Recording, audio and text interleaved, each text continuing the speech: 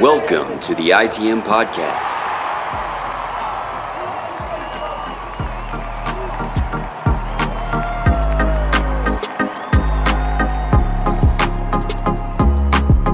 This is episode 328 of the ITM Podcast, your official podcast about the Boston Red Sox. My name is Joey Copponi, that's Scott Neville, and the Boston Red Sox are the talk of the town at the GM meeting. Scott, how you doing?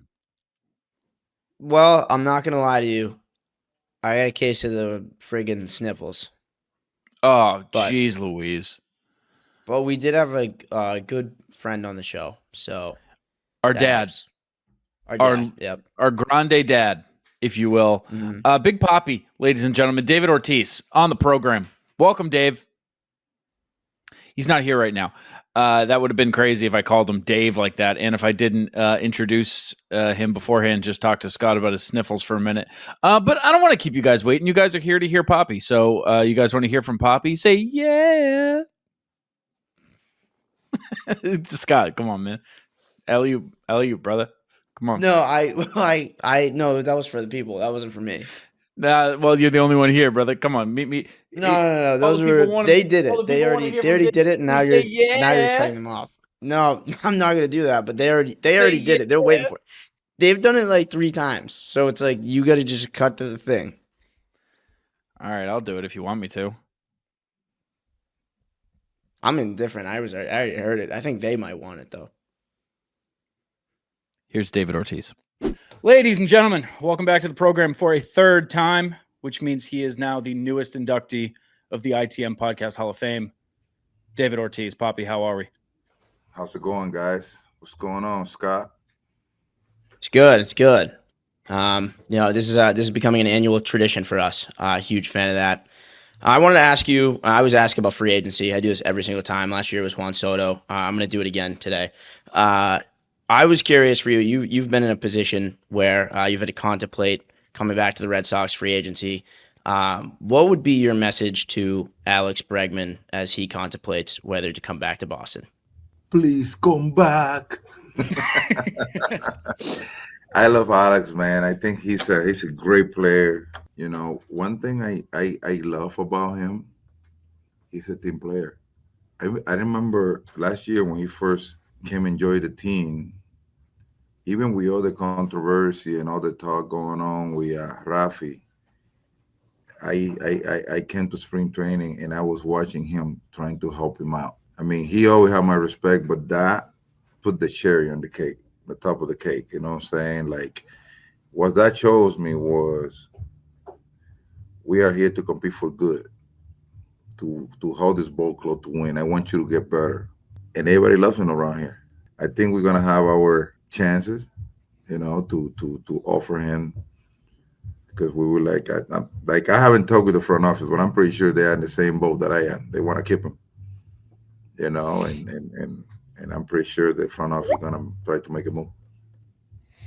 So you mentioned Rafi. And I got to bring it up because I think you can't talk about the 2025 season without talking about, Roman Anthony coming up and Devers getting traded. That's kind of like, what defined the season. And after he got traded, you were kind of in the spotlight a bit. You had some things to say. Now that, the off season's here, free agency's here, Sox are looking for a bat. Now, do you still believe that was the right decision that they had to trade Rafael Devers? Well, to be honest with you, you don't want to let go a batter like him, of course. I mean, Rafi is a beast when it comes down to a player that you want in your lineup, and I love Rafi. Like my thing with the situation is that I would expect a guy like Rafi to be one of the faces of this organization for many reasons. Rafi's a good kid. Don't get that caught up in the confusion, And that was bothers me out of the whole thing. We're dealing with a good kid. Rafi can be like my son. I remember I met Rafi when Rafi was 15, developing in a farm down in the Dominican Republic. Like, that was my guy. and it still is. I mean, if Rafi ever need an advice from me or anything for his own good, I'm more than open because that's how I am. Unfortunately, things didn't work out at the moment for the organization to be on the right track, and unfortunately, sometimes you have to make those moves. I don't argue that with the owners. The owners, they are the boss. They are the one who ask you how much you want on your contract. They agree, but remember, you are an employee. You're not a boss. There's not two bosses. There's just one, John Henry. And Have you talked to him since the move to San Francisco? to who? To Rafi? No, we haven't. We haven't talked. No. I mean, I'm always busy on my own thing, and he got to continue doing his job, which I congratulate him because he finished the season really good. I mean, that's the Rafi that we all know. That's the Rafi that we Yeah. all know. And like I say, he ever need an advice from me or anything he need from me, I'm open. Yeah, and now that he is gone, unfortunately, the Red Sox, Craig Breslow's talked about it. There is a need for a middle of the order bat. There is a need for a DH. You know a little bit about being a DH in Boston, so I wanted to ask you. There's been a lot of fanfare around Pete Alonso and Kyle Schwarber. Who do you think of those two would be a better fit as the next DH in Boston? Either way, you can be satisfied because we're talking about two monsters. But if I had to pick one out of the two, because I had Roman Anthony as a left-handed batter, I would go for the right-handed bat. Yeah, The lead is low though. We a lot of left-handed power pitcher coming out of the bullpen, which is this guy. They don't really care, but they're gonna be doing the matchup when you have two lefty, one behind the other. You know, hitting. So I think we are loaded up really well with lefties. One right-hand power hitter to take advantage of that monster. It'll be a plus. But if we sign Bregman, I don't care who you go for. okay. Because at the end of the day, you're gonna have him. You can put him in the mix. Lefty, Schwarber, Bregman, Roman, or vice versa, and you be in a good shape. I say sign them all. I don't think that's a bad idea. Sign them all. Yeah. Why not? Let's just need a long.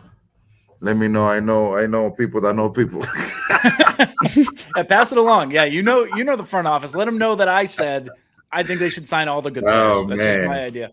Oh, Poppy, you are here to talk about your annual Celebrity Golf Classic.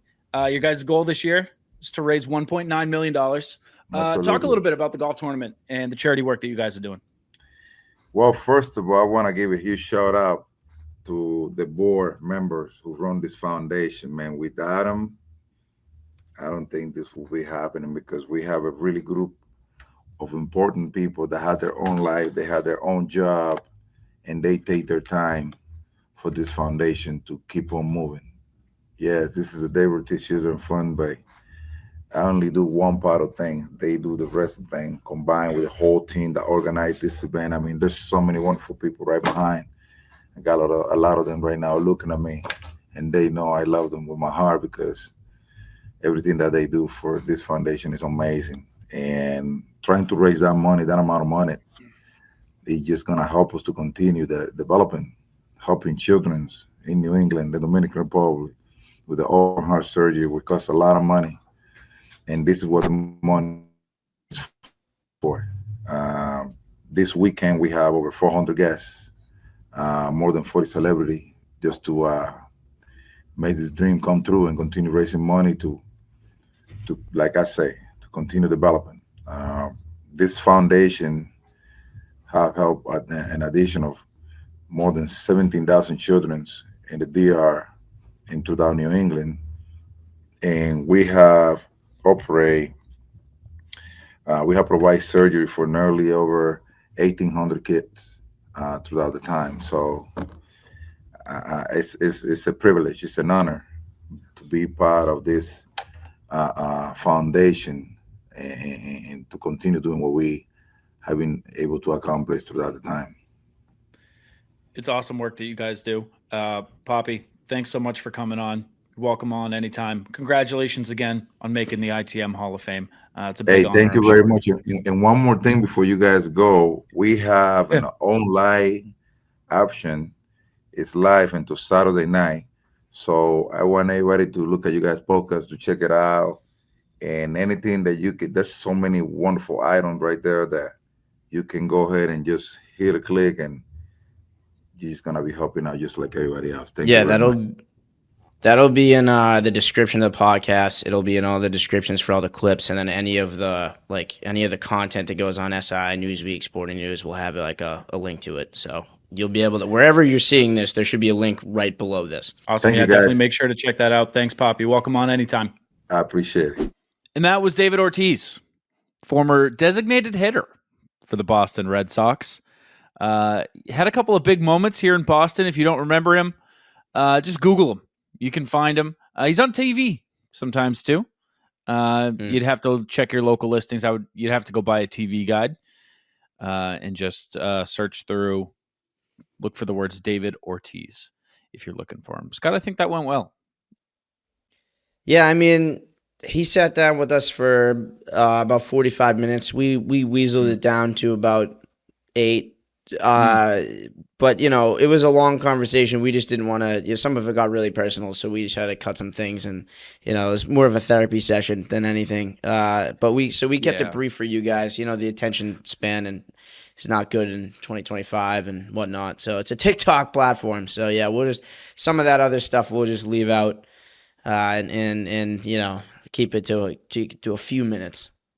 Yeah, one of the things that David was telling us about, because David is a team employee, and we realized we can't be putting this out there.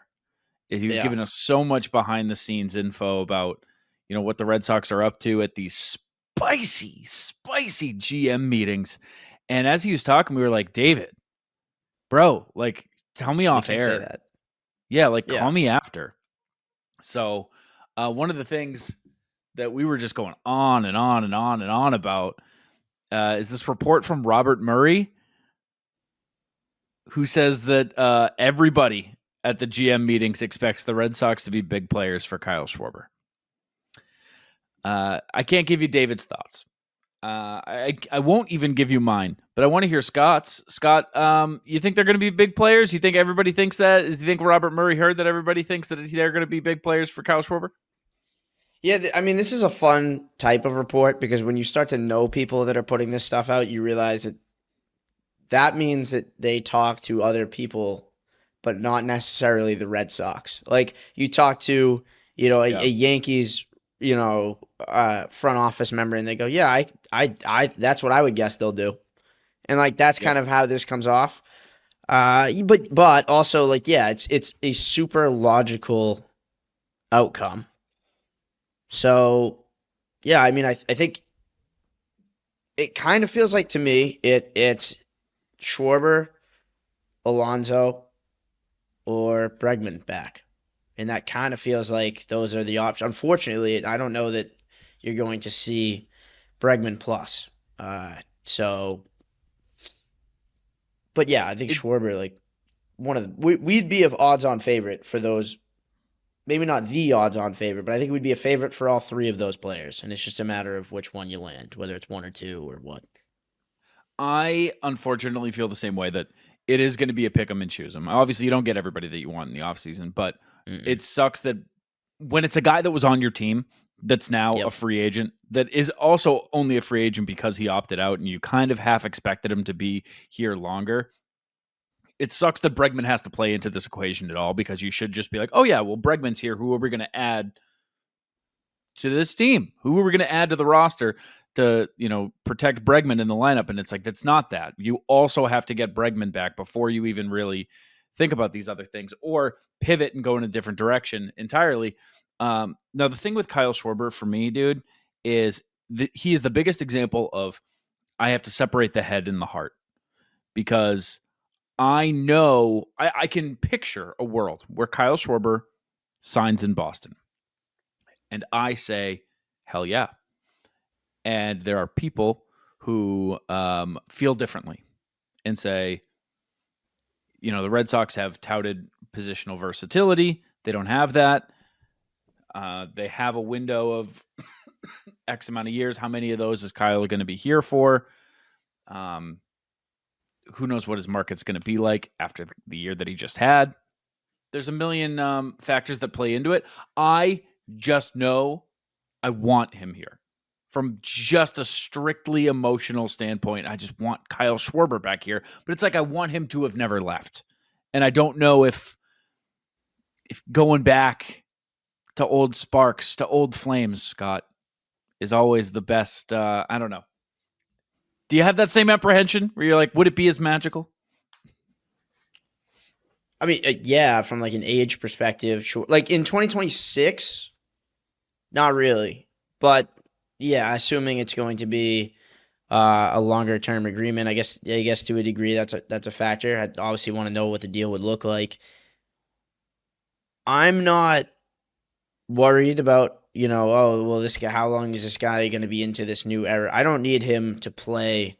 I don't need the next DH to be playing as many years as Roman Anthony. Like, that doesn't matter to me. Let's find an impact bat for 2026. The only exception to be with that would be if you are talking about signing a guy to a 4-year deal and he's only going to be good for 2 of them. Like, that's very different. But like, if you can get a bopper for 1 or 2 years that's effective for 1 or 2 years, and then you have to figure it out again, I feel like DH is one of the easiest positions to fill in that way. And that's why I think, he's interesting. Alonso saying he would be willing to DH is interesting. And obviously, like, Bregman makes a ton of sense. Yeah.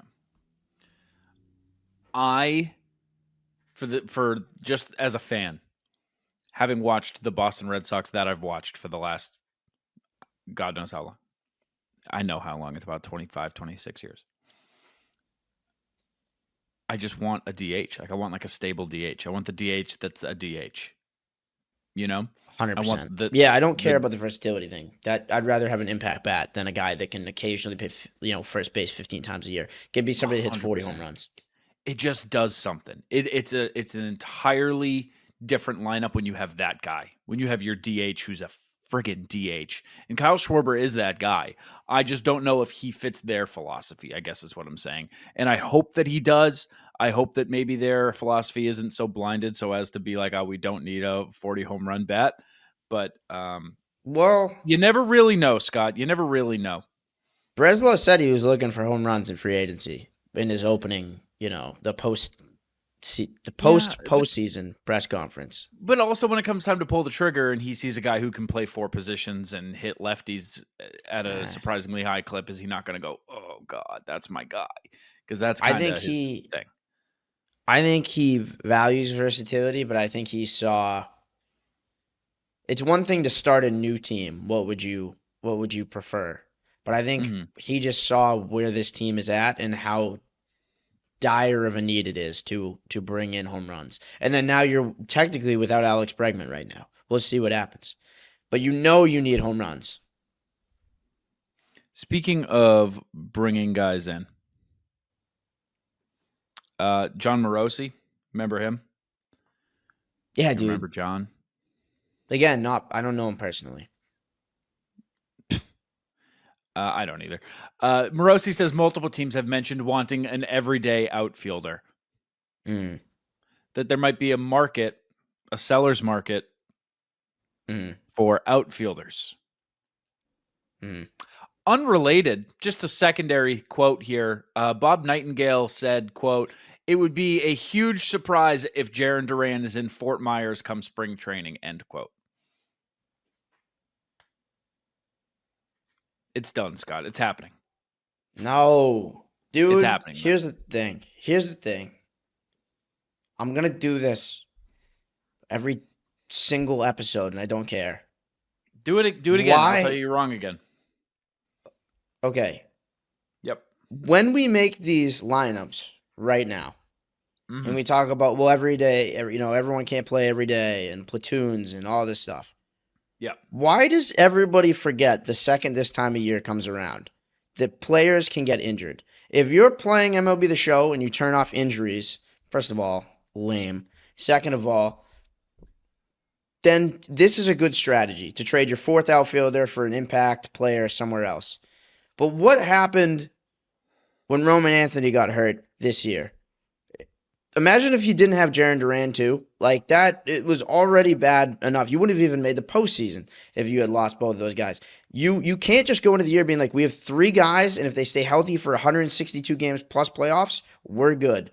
Otherwise, these people that are be clamoring for Jarren Duran are going to be so pissy when that, 5th outfielder that's a minor league free agent signing that we make in February is starting 7 games in a row in right field. And then it's their like, fifth outfielder right now is we Masataka Yoshida. It's not. They're not going to have to scrape the bottom of the barrel. They don't have 4. They have 5, and one of their top prospects is also an outfielder. So like they're not scraping the bottom of the barrel. And like yes, if you didn't want to trade every good player and you want to just hold on to every good player, you'd do that. But if it's a seller's market and your return is up, and it's an area of surplus, and you have an area of need, I think it makes way too much sense, especially for a guy that they're never going to extend. They have no intention on extending. And granted, that's 3 years away, but 10 years. It's about 12, 14, 18 years away. But regardless, it's a guy they have no intention of hanging on to long term. It's a guy that has some national appeal in a market where people apparently want outfielders in an area where you have surplus. I think the stars are truly aligning. Has Bob Nightingale ever been wrong? Almost exclusively. But that's not even the point I'm going to make. Again, this is not to say I don't think he will be traded. I'm just saying go in with a loaded group in the outfield and trade from your prospect pool. Why not trade Garcia? Because they want... No, you nailed it. Garcia. Yeah, Szechuan sauce Garcia. And trade his brother, too. That's what you do when you're a good team. You trade brothers? Prospects. What do you mean by that? Breslow, Nightingale, Bob Nightingale also said something really interesting. He said, quote, GMs are predicting the perfect landing spot for Alonso may be the Red Sox. So Pete Alonso had to come up on this show at some point. Let's talk about it. Another guy that I'll tell you, Scott, I'm gonna give you my thoughts first. You're gonna sit there and listen to me. He is also a guy that excites me and sounds fun and would be so cool. And I don't want to get my hopes up because I feel like he doesn't fit their philosophy. And the idea of him coming here feels a lot more like a fantasy than it does a reality. Him saying that he's willing to start DHing in 2026 and probably beyond. Does that exactly fit the mold that I would want? Yeah. If he can play first till Casas comes back and then slip right into the DH role and Moss is your 4th outfielder again and he's not DHing anymore. Oh my God, I love that. I'm salivating at that idea. Do I think that happens realistically? I'm going to say no just to protect my heart, but I think it makes the most sense out of this list of things that we've kind of run down here already. I think this is the number one.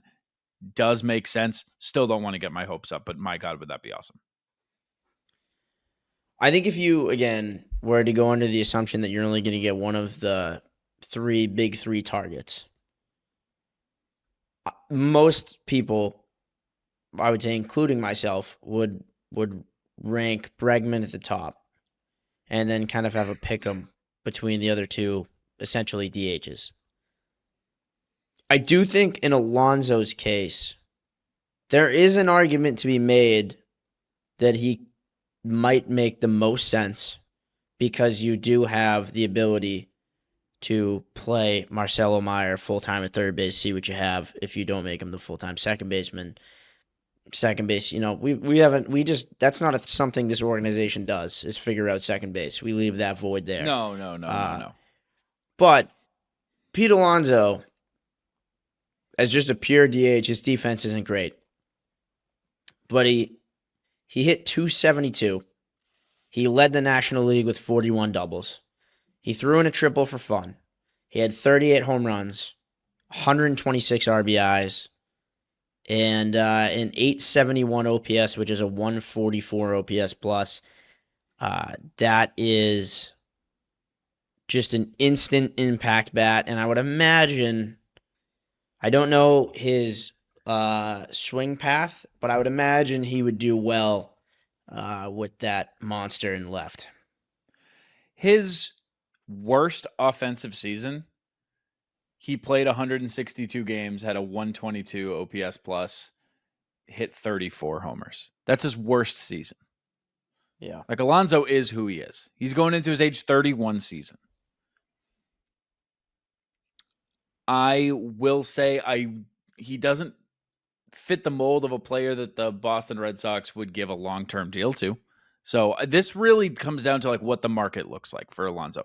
If it's like it was last year and it's scarce and the Mets offer him a similar deal where they're like, yeah, we'll give you one, I think the Red Sox could top it. I legitimately have no idea what the market is going to be for Pete Alonso because I was stunned last year when this happened. He's made quite a case for himself again with the numbers that you just mentioned, but yeah, you just don't know the market until you see it. I think that really is going to be the deciding factor with them. There's been a weird trend with that where logic would tell you each year they age, the harder it will get. It feels like the last few years they have made star free agents sign 1-year deals with opt-outs when they hit free agency, and then a year later they early on in free agency get a 4, 5, 6-year deal. Like you're seeing that happen repetitively the last couple of 2-3 years, and it's very strange because it doesn't make any sense. Like you see a guy who's in his prime hitting free agency for the first time having to wait till January, February to sign a deal that's significantly less than you expected. And then like the next year they come out and it's like big deal. Now again, like I mean, who knows? People were saying it last year too, but I don't know that Bregman, you're going to be able to do the whole, I think Bradfield called it the cat and mouse game. Wait till February, and kind of lowball him a little bit less than everyone else did. I think this is the same thing can be said about Alonso. I think, we saw this. The concerns were raised about his market, whatever. He dominated again, and now it's like, all right, like time to pay the guy. Yeah. I think at a certain point, it feels like he's going to, if it happens to him again, it's going to feel like he's getting blackballed. Because, like, why the fuck did that happen to him at all last year? I know you're saying it's like common, but, like, he was a free agent after his age 29 season. At the time, he was a 4-time All-Star. He had MVP votes in 3 different seasons. And the market was just like, I don't know. 1 year. You can play here if you want to, but you're gonna have to go back to the. Can you just go back to where you played? Can you just see if they want to keep you? Stay there. Yeah. Yeah. No, we're good. So good. Every other team was like, no. We can't beat a 1-year deal. No, we can't do it. Can't do it. There's no. How would we? No, thank you.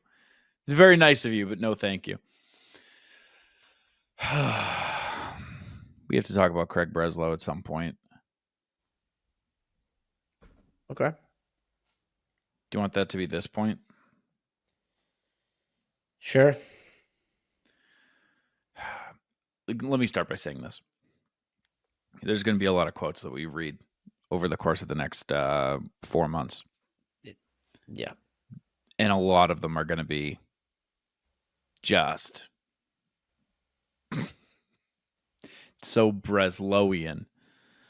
They are. It's amazing how I started to read the very first Breslow quote of the winter, and halfway through it, I was going, "Oh, dude, oh man, we get it, man, we get it." One of these days, he'll become a human being in front of our very eyes. Until that day, we're stuck reading quotes like this. Quote. There's just something about a bat in the middle of the lineup that forces another team to game plan against it that has a compounding effect on the rest of the roster. So I guess they want a middle of the order bat. Scott, any thoughts on that?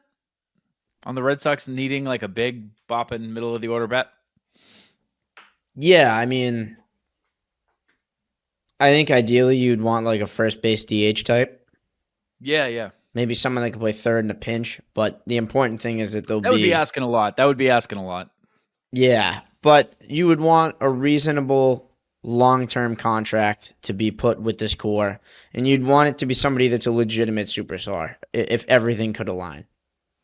Yeah, well, like you mean somebody who's like won a World Series before? In Boston would be cool. Well, yeah, that would be in a dream world, sure. Yeah, Or like a guy who I don't know, had the mentoring of guys like Mookie Betts and Xander Bogaerts and can like maintain that kind of Boston Red Sox culture a little bit. Well, that I don't think this particular. We're talking about Rafael Devers. I don't think he could. I don't think that part resonated, and that's a huge reason why he's not here anymore. But yeah, if he was a free agent, where would he be on the target list? I mean, number 1. If you could get him and Bregman, imagine if you got him and Bregman this offseason. That'd be something, huh? Yeah. This quote really, I mean, it set the Red Sox Twitter ablaze, and rightfully so. Just the way that he's like, man, we really need just like someone in the middle of that order. Does anybody know anybody that was maybe like that could fit? Do you guys have any ideas? Somebody that can really swing a big stick. Yeah, any takers? What happened? I feel like we went into last year with all these big hitters, and where did these guys go? I don't know. The team just feels like different, you know? Just feels like different. It's like it's just missing something. That impact bat. It's like, yeah, bro. Yeah, we know. And the thing is, he can't escape this for the rest of his life. Like, he's going to have to dance around these kind of things. Because the thing is, they do need a middle of the order bat. And he is the guy who traded away Rafael Devers. So he does just have to eat this one and be like, yeah, well, he has to take it on the chin. And until he wins something, it's just going to be a major part of his legacy. So I don't envy the position he's in, but I can't say that I would be in the position that he's in if I was Mr. Breslow. So I get to sit here behind my comfy little screen and I get to say, dumbass. And in this particular case, that's 100% valid. Thank you. You're saying I'm smart? I'm saying in this particular case, you're right in comparison to a guy that traded away a superstar in a controllable long-term contract that was supposed to be the face of our franchise. You know what's nuts is as time goes on, I mean, this is obvious. I'm not the first person to say this out loud, but it's just like it's becoming more and more true that the more you look at that contract, the more it looks fine. The day the trade happened, I was like, you guys aren't understanding. This isn't this big contract that they got rid of. Like, yes, it has a lot of total dollars, but the AAV is significantly less than what Bregman got last year. Like, we're talking about a very, very affordable deal. For a very long time. Yeah. Yeah. So they need a middle of the order bat. They want a middle of the order bat and they want a starter. He said it. And it sounds like kind of exactly what they said last year. And they did it last year. They went out and they got a bat, and they went out and they got a starter. So yeah. No reason to believe they can't do it again. If they're able to do that, let's say, the thing is with the bat is like you do want to. Like that sucks. Yeah, because you get one and you're just even. Yeah. Getting back Alex Bregman doesn't put you anywhere. It's just that's what should happen. Bregman gets you back, and someone like Alonso makes it different. You got more pop. Now your defense is worse. You have a hole at second base. First base is a weird situation. Maybe Romy goes to second. You play, I don't know, but like you end up with either a mess that maybe makes you marginally better, but like You swap out Bregman for Pete Alonso, Kyle Schwarber. it may make you marginally better. It may make you worse because Alex Bregman's a very, very good player. So you do need really, if you want to get better, you need to get 2. It sucks, but it kind of makes me feel like hate to say this, hate to make this comp for myself, even for myself. It feels a little Yankee fan-ish to be like, well, we need Alex Bregman and Pete I Alonso don't think in and this Joe case. Ryan. I think it's fair in this case because you had Alex Bregman, and you're not saying, oh, I need this. Look at this team. It's not the Yankees day one offseason lineup where they add all of the impact free agents. It's saying we're a wild card team this year. We're close. We need to add a couple more pieces. You're asking to add one good pitcher and one good hitter. But adding.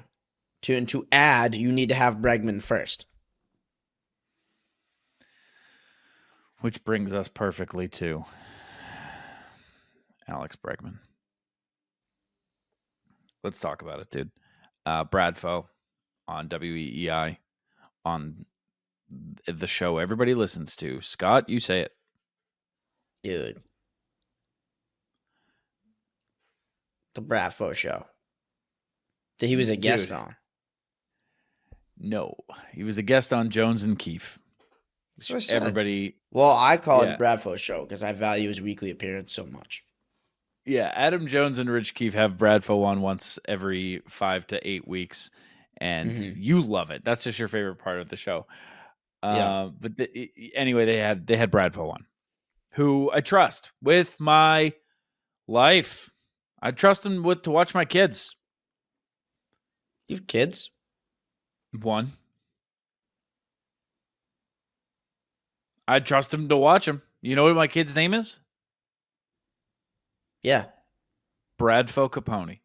You think that's an accident? I don't think he was an accident. Although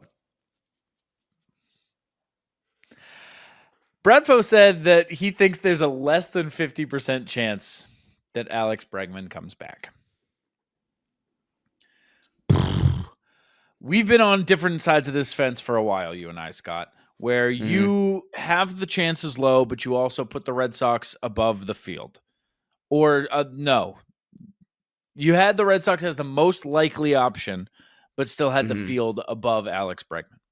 Correct. So below 50%. And I've always had him above 50%. I've always felt like it's more likely than not that he's here. I don't like to hear this from the inside because, like you said, this means you're not starting at square one. You're starting at square -4 for this offseason. If that's the case and securing Bregman is a stretch, then the whole offseason's demands skyrocket. Yeah, because even if you lose Bregman, but you bring in a Joe Ryan, you're just kind of like, well, all right. One area got better. One area got a lot worse. It's going to look different. I don't know that we got better. We got different. If you don't bring back Bregman, you're going to get different this offseason. You're not necessarily going to get better. That's a good way to put it. You're going to get different. It's weird because it's not even like an obvious situation where you can be like, well, with the prospects, with the kids, you can plug and play. It's not that simple. What happens to third base? What happens to third base? Marcelo Meyer? Out of position again? Well, he'd be out of position. He did get 3 outs above average in 44 games, so he's good at it. Doesn't really matter. But at the same time, he doesn't have the profile. You talk about needing home runs before. Marcelo Meyer's your first baseman, who you probably plug in for 15, maybe low 20s. You have a huge, problem there. And then at first base, you have no idea what you're doing. And then there's no DH. So, you roll out Yoshida at DH and Marcelo Meyer at third, and you got a home run problem. Romy Gonzalez at first. You might hit 15 all year. The biggest piece of this offseason has unfortunately become, will Alex Bregman be back? which Yep. we weren't even sure he was opting out. We weren't sure. And now, within 2 weeks of the World Series ending, we have a Red Sox insider saying it's more likely than not that he doesn't come back.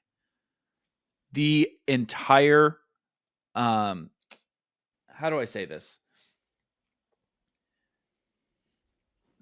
This offseason is going to go one of two ways. There's a fork in the path. And that fork is whether or not Alex Bregman is here. It's going to go in one of two very different directions. And I don't know. I just didn't think that we'd be here. I did not think that we'd be here. So it's one report. It's one report. Don't want to overreact to it and act like the sky is falling, but that stinks. That really stinks to hear. So Alex, come back. Come back. We'll talk again. We'll hang out at Sam Adams again.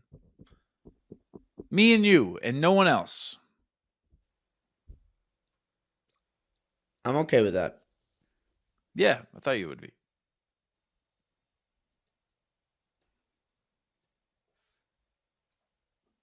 Do you want to do our news segment? What do you mean do it? Just say it? Yeah, do the new segment. Yeah. Yeah, we could do. I mean, it's kind of what we've been doing, but yeah. Yeah, but it feels lightning roundish, is it not? It could be. Yeah, I guess with the amount we have here, yeah, it's not going to be like 10 minutes per topic, but yeah, let's okay. lightning round it. We should have a buzzer. We should have like a 30-second buzzer where once we finish the quote, we got 30 seconds to boom. We're coming up with the segment on the fly, I guess. Those wouldn't be good clips. Those, I think it'd be a little bit long. Maybe 2-minute warning. All right, I'll get the timer going. The segment's called Let's Talk About It. It's just quotes. We're going to look at quotes. We're going to give our quick reaction to quotes. Do you want to start with the first one? Do you want me to read the first one? Do you want to introduce the first one and I'll read the first one? What are we doing?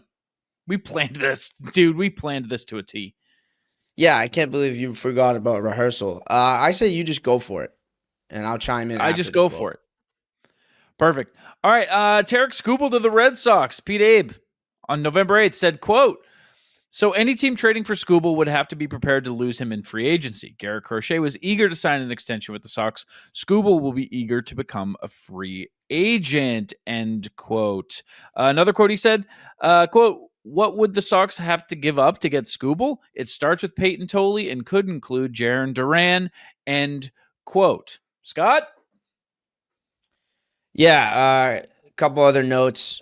He's expected to cost roughly $18 million in 2026, according to projections. I've seen some as high as 22.5, but the more accurate ones are projecting more like 18. So he's affordable for what is now the back-to-back Cy Young winner. And Pete Abe also listed the Red Sox, Cubs, Giants, Mets, Dodgers, and Yankees as fits. I think the really important thing that he noted was the kind of banger to me about, Crochet wanted an extension, Skubal's trying to leave. That's he's trying to hit the market and get paid. And if that's the case, I'm not really super into the idea of selling the farm to get him, because you are going to have to do that.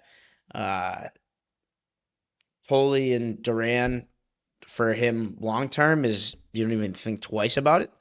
But if you're talking about, a 1-year deal for losing a core outfielder and a pitcher that is really exciting, you don't really know what you're going to get, but you have 6 years of them. I don't know if you sign up for that. I don't know the Red Sox team, especially where there are so many questions that we just talked about earlier in the show without Bregman. I don't know that you can just dive all in for 2026, because that's what you'd be doing with this move. Without the hope of an extension or the promise of an extension, it absolutely changes the way that I look at a trade for Tarek Skubal. And I think that that's where a trade with Tolle and Duran probably does start to feel like an overpay, which is crazy to say because I've been the guy who's trade Duran, get pitching. Getting 1 year of pitching is a little insane if there's some kind of handshake agreement to work out an extension in that trade, fucking do it. 2 minutes. Hey, give me. Well, I'll just say, Jared, give me Joe Ryan. what? Give me Joe What? Ryan in that scenario. I'd rather have Joe Ryan. Give me 2 years of Joe Ryan and a much more likely chance of an extension. 100%, without question. Next up, we got Jaron Duran to the Royals, John Morosi, and the Play Tessie pod. Sources say, quote, Royals are evaluating the trade market for outfielders during this week's GM meetings. We mentioned that earlier. That was from Morosi.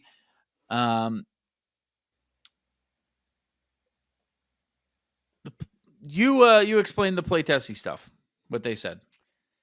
Yeah, I mean, they came up. They do this thing. Who says no? They come up with a trade scenario. We don't need to say necessarily who says no. But their idea was you trade Jaron Duran for Vinny Pasquantino and Ramon Ramirez. Ramon Ramirez is their Royals number 9 prospect. He's a catcher, and he's only played 70 games in Single A. So that's like maybe that'll help you in 4 years. But that's just really, Duran and Vinny, both free agents after the 2028 season. So you have equal control value there. It's more about fits.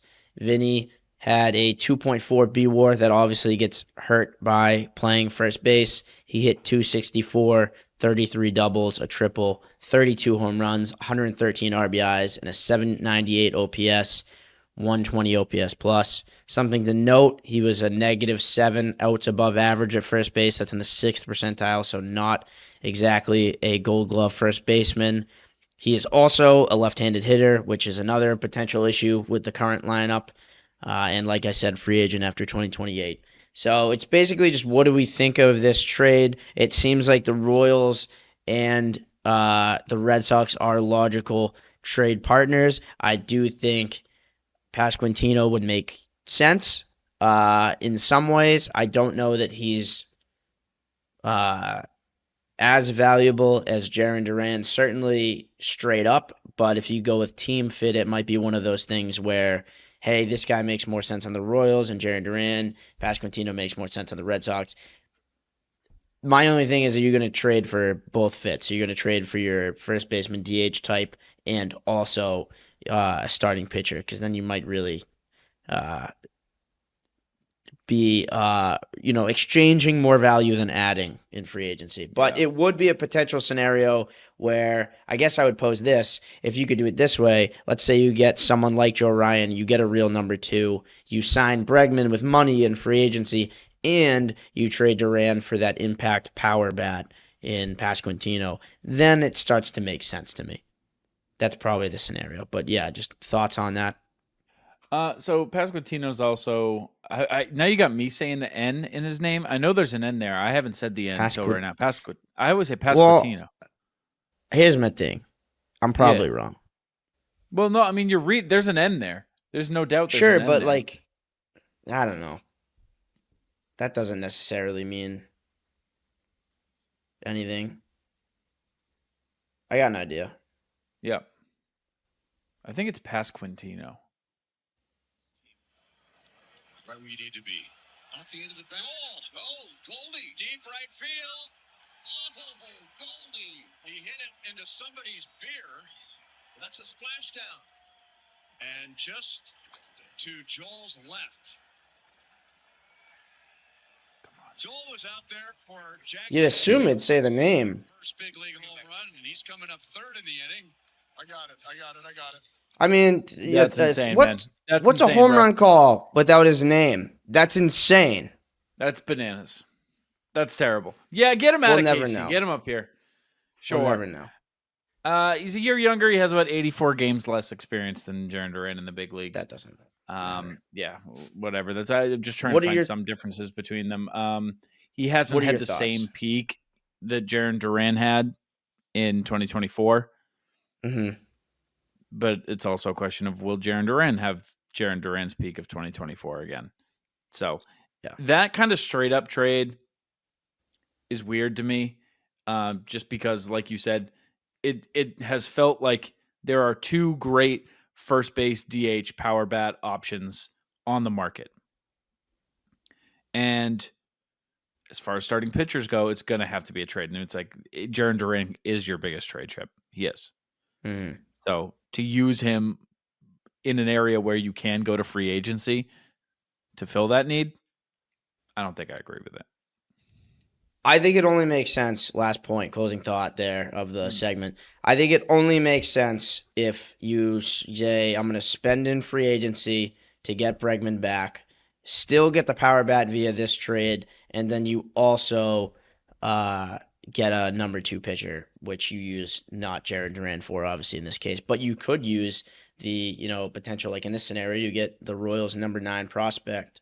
You replenish a little bit in the Jarren Duran trade, which is not something that's kind of a creative way, I think, to handle all of those angles. But in general, I don't love the trade. If it comes with that context, I'm okay with it.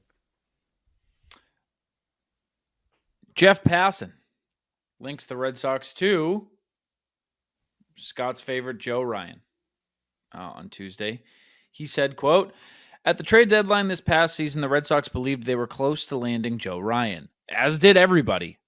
That's outside the quote. As did everybody. As did Fox Sports, definitely did. Back to the quote. "An elite arm who had just had his best year yet for the Twins in 2025. As long as Red Sox ownership keeps the financial clamps on Chief Baseball Officer Craig Breslow, he'll need to get creative in improving a Red Sox team that's already quite good. Revisiting what he missed at the deadline is the simplest way to do so, and as much as the Twins say they want to win in 2026, they understand now is the time to strike, and dealing Boston another frontline starter to pair alongside Garrett Crochet is the way to do it. Trade for Minnesota right-hander Joe Ryan." Okay. I like it. I like that. If you remember, that's how they landed Garrett Crochet. They try to trade for him at the deadline. They asked for Marcelo Meyer and Roman Anthony, reportedly. The Red Sox said, well, hold on. Obviously, we might not be ready. Yeah, I don't think we're ready for that yet. Maybe talk to us in a few months. And if it's a similar downgrade in, prospect capital by losing that half year, having the offseason, being able to kind of field all offers in an extended period, and finally, having a real market opportunity, not just saying, hey, we got, 1 day to, throw me your best offer and whatever, like the trade deadline. Joe Ryan, a little context, he is a free agent after the 2027 season, as I mentioned earlier, so he's got 2 years of team control. He's only projected to cost $5.8 million this year, according to MLB Trade Rumors, usually pretty accurate in the arbitration game. He had a 3.42 ERA, 28% K rate, 5.7% walk rate. Those are both very, very good. 218 batting average against, also good. He doesn't have a ton of chase and whiff, but he still has a high strikeout rate, which is very interesting. And yeah, I think he's just a rock steady number 2. And obviously, you like the 2 years. You like the fact that you could potentially extend him. This is it's definitely my favorite pitching target among all the options. It just makes so much sense to me. And I think Minnesota would be very interested in Duran. I think they would be interested in Garcia. I think this is a team that you could make a deal with. They would probably also be interested in Tolle. Early to me is almost untradeable. Tolle, I still would prefer to keep, but obviously if you're trying to get better, I would have preferred to keep Braden Montgomery, but I'm not upset that we got Garrett Crochet, Sure. I think outside of the untradables, Joe Ryan is like a bordering on a do anything to get kind of guy. And it does, unfortunately, from my sake, feel inevitable because of how the trade deadline went. It did feel like, okay, well, they didn't get him today. They'll get him during the winter, which is a very quick timeline for me to get spoiled, but it is exactly what happened. So, like you said, outside of, I don't want to take early off the table. Like I do, but I don't. Like, yes, the idea of parting ways with Connolly early, this early in his career does feel like it could backfire big time. But at the same time, if that's what's standing between you and Joe Ryan, 2 years of Joe Ryan, the potential to extend Joe Ryan, Garrett Crochet and Joe Ryan at the top of your rotation, see ya. Sayonara. I feel that way about. I agree with everything you just said. There's just this thing in my head that's like, but early could be as good, and for 6 years and younger. And I know that's the whole thing about prospects, but that is not a guy that I watched down the stretch and said, I'm okay with that guy not being on my team next year. I think you're right. I think overall you're right, and that's the kind of the hard overhead thing. That guy is a dog. I'd like that guy to be on our team next season. But I just think if in the moment I told you Sox are close with the Twins on landing Joe Ryan, the big point of contention is the Sox are putting Tolle in there and the Twins want early instead. I think you would go, ugh, it sucks, but you got to do it. Would you trade early and Tolle for Joe Ryan? Because that would take some depth away. Yeah. Yeah. I'm not going to say yes, but I don't necessarily disagree. You could convince me for sure. I think there's also something to be said about getting free agents to a place where the team is established, where you are a legitimate contender, where you have longevity, and where there are fucking dogs there. You know, if you're a free agent pitcher 3 years ago thinking about coming to the Boston Red Sox, God love you. God bless you, Kenley Jansen. But if you're a free agent pitcher in 2026 and Garrett Crochet and Joe Ryan are the top of their order and the Red Sox just went to the ALCS, I think that's an easier conversation to have. Very true. That's just my thoughts. I got a lot of thoughts in my brain. What can I say? Do you? Some. How many is some? Like 2. Do you want to get them out?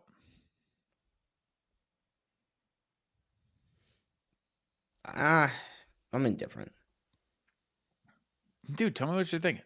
Because you're thinking something, and I just want to know what you're thinking. But it's hard to use. You have the same thought, so I don't want to take your thought. No, I don't. No, you do. Like you Scott. told me before the show you had it. That we had and the I lied same about thought. the second one. Yeah, and I lied about having 2. I only have 1.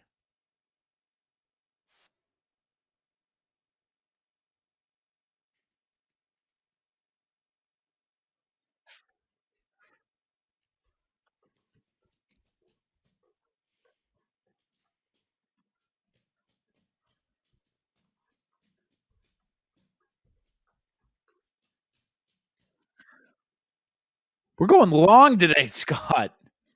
Call me Yoshinobu Yamamoto, dude, because I'm going long.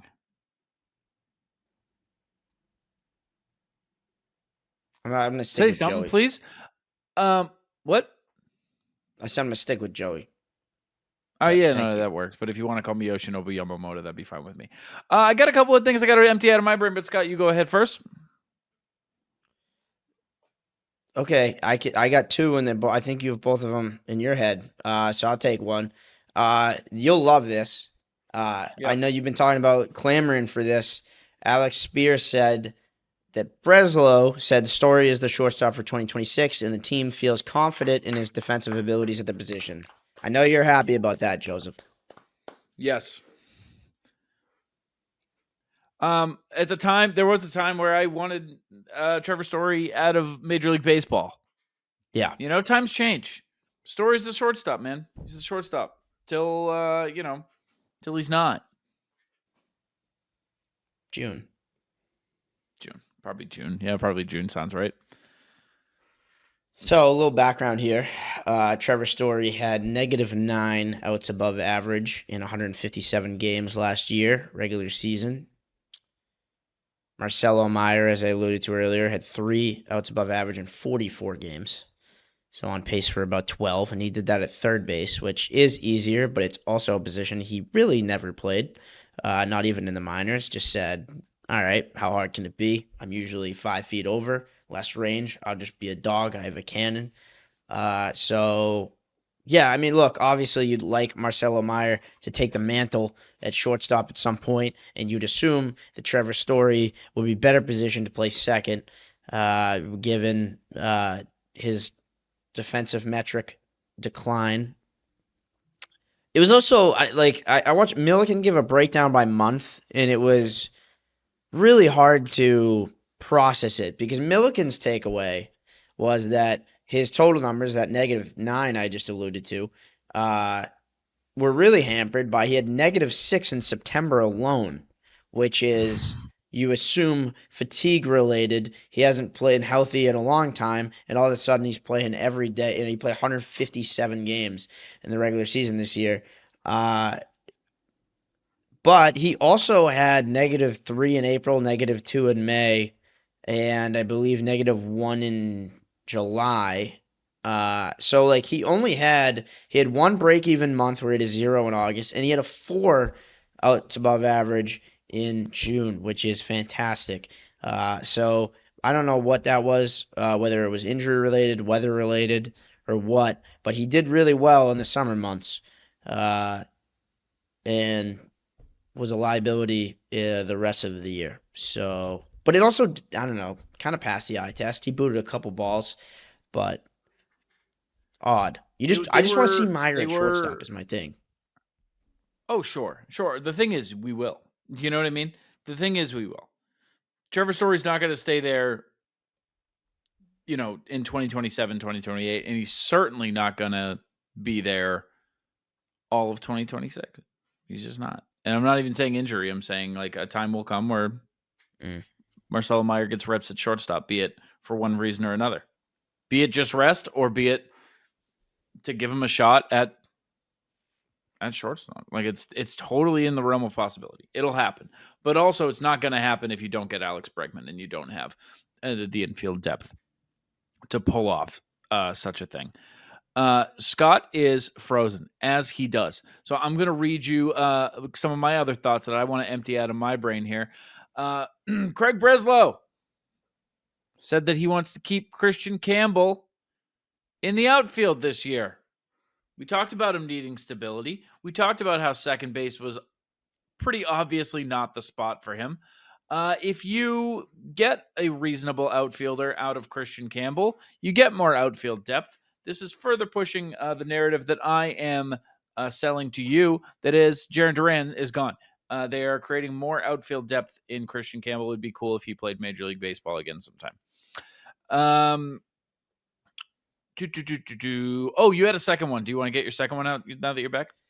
Yeah, my second one was that Christian Campbell is going to play the outfield primarily. Yeah, he is. So, yeah, so we had some similar thoughts at the end here. I agree that it does just feel like a nail in the coffin for Durant. I'm still not happy about it. I'm starting to realize it's just inevitable. I've always felt like I would have told you at any point, I would have felt it was the likely outcome, except for the trade deadline. I didn't believe the trade deadline. But this offseason, it has always felt like the likely outcome. I just still hate it. Yeah. As you should. He's fast, dude. Jarren Duran's so fast, and he's fun to watch. When he's at his best, he is very fun to watch. He's so fast. Yeah. We got a couple of fast guys now, though. And in center field, he's awesome. And in left field, he's so bad, it's very dramatic. He cost us a postseason game against the Yankees because he couldn't catch a ball in left field. That's so dramatic and fun. Yeah, that was awesome. Yeah. You just don't get drama. You haven't been watching enough reality TV. Jarren Duran would do great on reality TV. On like Road Rules, dude. Dude, real world Boston and Jarren Duran's in the house, oh my God, he'd be great. He'd be great at that. He's also not even the fastest guy on the team anymore. So there's fast Okay. guys. There's all sorts of fast guys. He's the angriest runner, and I don't care what the metrics say. No one turns a single into a double like he does. Well, nobody has the balls to. Yeah. No, they won't. Romy can't do that. He won't. Not like Jarren. Jarren will hit a ball to second base. They'll field it cleanly, and he says, I'm going to go 2 right now. And he'll get there. Ian Brown says Craig Breslow likely prefers Alonso over Schwarber, but he also said likely. So that's why this wasn't like a main story, but Ian Brown did say it. I hope that, I believe it. Well, it's weird. That quote got sent around a few times, and I think people put in likely because of the way the question was phrased, which was, who do you think Breslow prefers? He said, I'd say Alonso for 2 reasons. So it is kind of like, I guess that's kind of the same thing. You know, you're bouncing around that. But yeah, he, basically just said right-handed power. And Alonso doesn't have the qualifying offer, which is a huge difference. Over the course of the show, I've convinced myself that Alonso probably is the smarter fit. Over Bregman, Alonso. I actually agree. Bregman, Alonso, Ryan is a crazy perfect offseason. That's like getting a little greedy, but it's perfect. I just wonder, you're going to have to, I feel like one of those bats is going to have to be via trade. The more, again, I talk myself into that this show. Yeah. I don't think you're wrong. I could see that too. Because the 3 does feel greedy. It feels unrealistic. A couple other things. Sox were among a list of about 45 Major League Baseball teams interested in Devin Williams. Whatever. There were so many teams listed. And also Breslow kind of explicitly said that he thinks the bullpen's fine. So I don't really put much stock into that, but it is a report, so I'm telling it to you. And lastly, per Pete Abe, you know him. You'll love him. Or you don't. You have Roman Anthony. Huh? You have an opinion on him. Hey, love him or hate him, you watched. Polarizing Roman Anthony. Abe. I'm not sure he is. I'm not sure I would say he's polarized. I don't think. Is there anybody who's like, oh, I fucking love Pete Abe? I think a lot of people that haven't met Pete Abe like Pete Abe. That's stunning to me. Like Nesson. Like when he comes on Nesson, I feel like he comes off. I don't think anybody is like, that guy rocks. Like, I didn't say, okay, yeah. Watches a Pete Abe clip and is like, oh, that guy's awesome. I like him. I'm gonna be honest, I let other people influence my opinion of him. I met him for 1 second. I didn't love the interaction, but it wasn't enough to be like, all right, that guy's on my shit list forever. You know what you should do next time is just ask anybody, like, you friends with Pete? You like Pete? You and Pete Abe get along? So you get the Wi-Fi password? He said that they do. I go, yeah, but you do too, because you're sitting down. Yeah, but you do, because you're right here. Yeah, Yeah, because you're on the internet right now. So I asked. So I know you do, but yeah, I'll walk Ask another someone else 70 yards into the massive, biggest building in San Diego and ask somebody for the information that you have, and then, all right, that's fine. Sorry, that's my fault. Pete Abe says that Roman Anthony has fully recovered from his oblique injury. He's going to be tearing up the north end. Marcelo Meyer. Dude, and Romy. Picture him in some peacoats and some scarves. Dude, going out, getting some Italian food. It might be just me. It might be the fact that we've had an influx of young stars, but I am liking how much activity I'm seeing from these Boston Stars out in the city. I got people sending me Snapchats of Jarren Duran in local Fenway bars in season. I'm liking seeing. I went to the Celtics game last Monday, and Drake May and Will Campbell were there. And they have also been out in the North End a good amount. They've talked about it. This is my favorite places, whatever. Strega is a place I frequent. They are out and popping over there. I like seeing the activity. I like that they're just in the city, just among us, just out having a good time. They're great. Love those boys. Always out with about. Well, I was going to say about, but exactly 2 women. They're always on a double date somewhere. Those 2, except for that one time they were behind the bar. You remember that? Yes, yeah. I That got actually brushed over. That was awesome. So I don't know what that was for, but I met somebody that worked there shortly after, just some girl at the club, and I was like, "Oh, I have his number." I was like, Pfft, "Not gonna use it. Should we call him?" No, I'm kidding. Seriously don't touch that. That would be very stop. No, seriously, don't do that. But maybe I will. Maybe we should.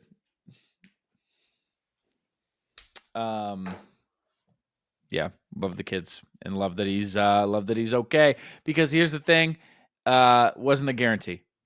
This is just one of those things that could have plagued, that could have whatever, it could have been an issue, could have been nagging. If you want to believe Pete Abe, it's your own will. And he's fully good.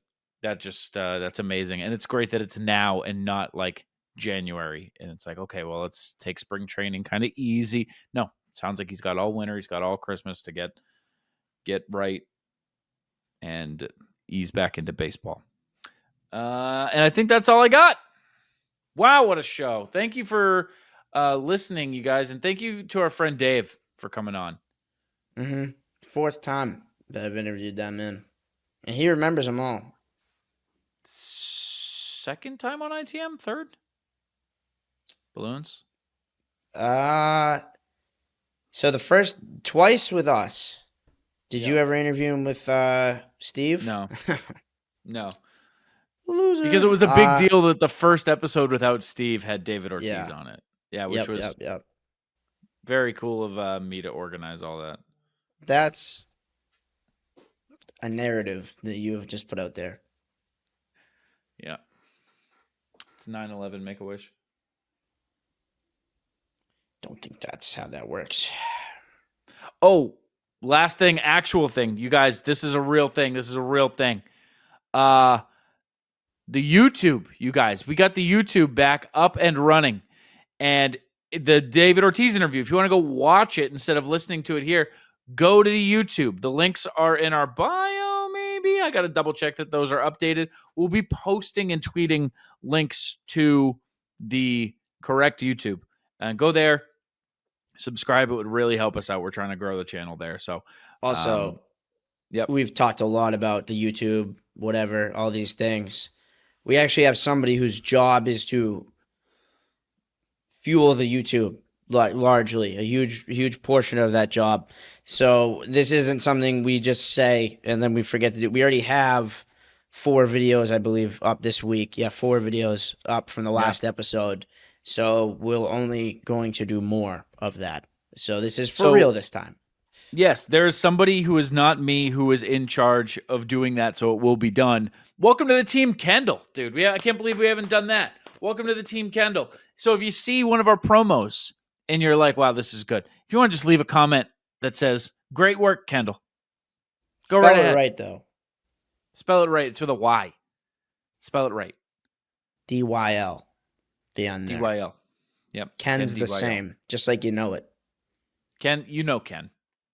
DYL. The dull will get you. Yeah, put it on there and say great work, Kendall, and I will personally like your comment. And that's a promise. Within reason. Obviously, if you do it like 2 years from now, that's not our fault. No, I will. Okay. I'll do it. That's a promise. I'm good on my word, dude. Let's get some balloons up in here. Yeah, there we go. Confetti. Come on. Yeah, you guys got to go to the YouTube. You guys have got to see that. This is getting nuts. Yeah, you're going to want to check out the YouTube. You do not want to miss that. Follow us on the socials at ITM_pod. You can follow me at Joey Copponi. You can follow him at Scott Neville 46. Just like the percentage chance that Bradfo gives. Bregman of coming back, or maybe less, or maybe a little bit more. 2 TikToks last week, 2 of the same Instagram reels, Oh, YouTube TikTok. shorts. Yeah, follow us on TikTok. Oh, we love TikTok. We've been talking Yeah, we've been ticking. twice. Follow me on TikTok if you really want good stuff. 20,000 followers, brother. People don't lie. We got like People 5,000. 5,600 and something.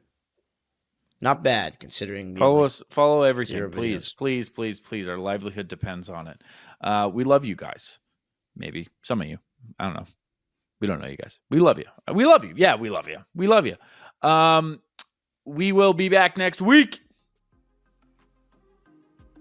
after the conclusion of the wild GM meetings, wherever they are. For Scott Neville, I'm Joey Copponi. Go Sox again.